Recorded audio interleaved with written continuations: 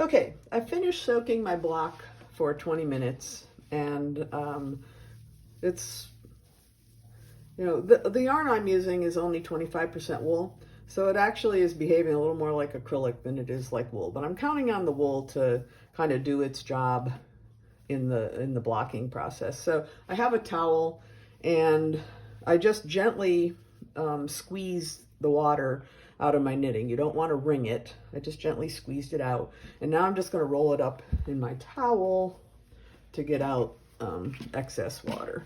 So there are lots of strategies. Some people will throw their knitwear in a garment, lingerie bag, and throw it in the washing machine on gentle and just spin it in their washing machine to get the water out. With this block, it's really not a big deal, just doing it in a towel. So there's my soggy block. A few things. When I block my things, I usually put a little something in the water. You don't have to, you can just use water. It's really just about getting water in it. But there are, some people use woolite and soak their items in a little bit of woolite just to give it a nice little smell. Woolite is a detergent. I put a link in the Facebook group about the kind of controversy in the yarn world about woolite versus wool washes. There are products that are wool washes that are not detergents, and this is one. This product's called Eucalyptus, and it's a no rinse wash, and it has lanolin in it. So if you have a scratchy wool, the Eucalyptus can be nice for softening it a little bit because it puts some lanolin into your wool. So I soaked it in just a wee bit of Eucalyptus. There are a couple of other products. One is called Wool Wash, that are just soakers. They're not detergents.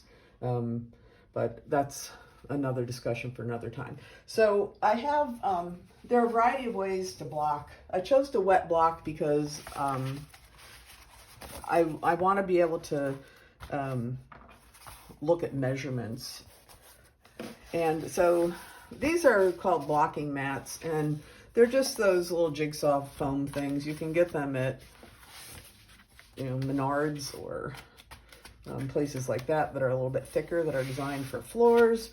These are specifically blocking mats, but there's nothing special about them except that they're cute and in bright colors, and they're not as thick as the floor ones. But the benefit of these is that water's not going to hurt them, and you can poke things into them. So sometimes when you're blocking, it's helpful to use some pins to align things so that they don't misshape. I have one of my quilting rulers that I can use to mark out the 12 inches that I'm shooting for here. I don't know what I did with my square ruler, but here it is. I apologize, I'm not editing the video, so you're gonna get the outtakes. So my quilting ruler is 12.5 inches square. I'm just gonna give myself a little bit of guidance to try to get my block into the size that I want. So I'm just putting a little piece of painter's tape on each edge of my ruler. Again, my ruler is 12.5 inches. And so actually I think that might be what we're shooting for on the block, but I'm going to just stick to shooting for 12 inches. So I'm just, and I'm not paying attention really to if my tape marks are inside the camera, but I think you get the idea. I'm just putting down 4 pieces of tape that give me an idea of what 12 inches looks like. I did not weave in the ends on my block. I decided I'm going to wait until the end to do that. So my block clearly has found its way to 12 inches after being washed and so on. So all I'm doing with it is kind of squeezing it in, trying to get my edges a little straighter. I have some corners that are kind of pokey outy. And so I'm just trying to square it up, get a more pleasing looking shape to it. So I have two types of pins that I can use if I want to pin it.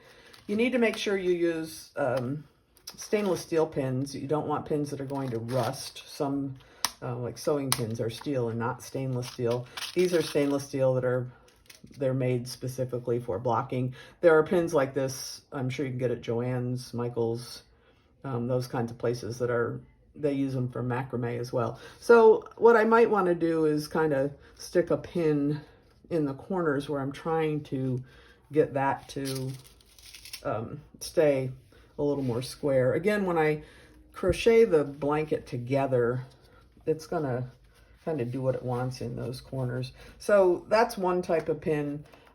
People that do a lot of knitting, crocheting, and blocking, like these guys, these are really pricey, but they're kind of nice. They're just these combs of pins, and they can be really helpful in creating a nice straight line. So I don't really need this level of pinning on this block, but I just wanted you to see the options for blocking. And again, I have, you know, some things that are kind of misshapen, etc., that I'm going to try to pull in, and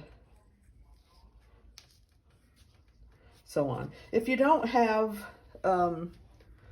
blocking mats, something you can pin into, again, we'll often just kind of, like, I didn't really need to do any pinning on this.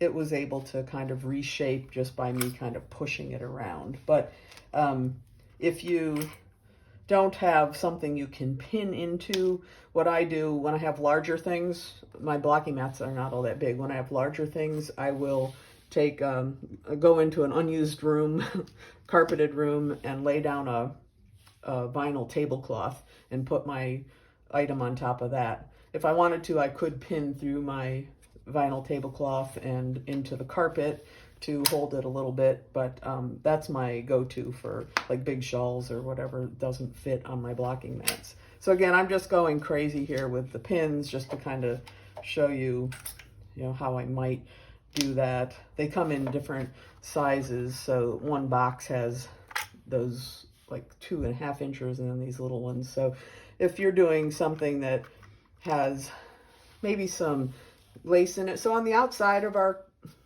Afghan, we're going to crochet kind of a picot edge, and sometimes those picots need a little help in poking out, so a pin can kind of hold them in place. Again, it depends on how much acrylic is in your yarn. I know mine is 75% acrylic, so it may not, there may not be enough wool to really convince it to do anything wonderful shape-wise. I feel like it's a little narrow on the bottom, a little wide on the top, but I'm going to call it good enough. I'll keep saying all year, this is a blanket. Not that we don't want to have a lovely blanket that we really enjoy, but if it were a sweater, I would be a little more concerned about its shape and whether it was going to fit or not. But the blanket, my main concern is getting my blocks pretty close to the same size so that when I put it together, everything fits and lays nicely. I'm going to leave this here. It'll probably take a day or two for it to dry, so you don't want to put it on the kitchen counter and then have it in the way when you're trying to, you know, fix dinner or whatever. So you want to make sure it's really dry before taking out. And again, I'm going to describe the steam blocking method, which works really well with yarn like this, with acrylic yarn. But the challenge with steam blocking is giving yourself a 12-inch frame to work with. But if I were going to steam block it, I would not soak it. I would put it on my ironing board, and I have a wide ironing board, so it's big enough that I can fit a 12-inch block on it. And I could maybe put some, I don't think I want to do masking tape, because when it got hot, it would probably do a number on my ironing board. But I might put some pins at 12 inches so that I could see what size I was shooting for. I'd turn my iron on high and then take a dishcloth, a dish towel, like a linen or cotton dishcloth, and soak that, wring out the water, lay it on top of my block, get my block fitted into that 12-inch that I wanted in, lay that wet towel on top of it, and then just take the iron down on top of the towel, and it just sends massively hot steam into your into your block. Again, it flattens things out nicely. It tends to improve some irregularities, and it's another way of shaping your block. You want to leave it on the ironing board until it's cooled and dried, so that it'll retain the shape.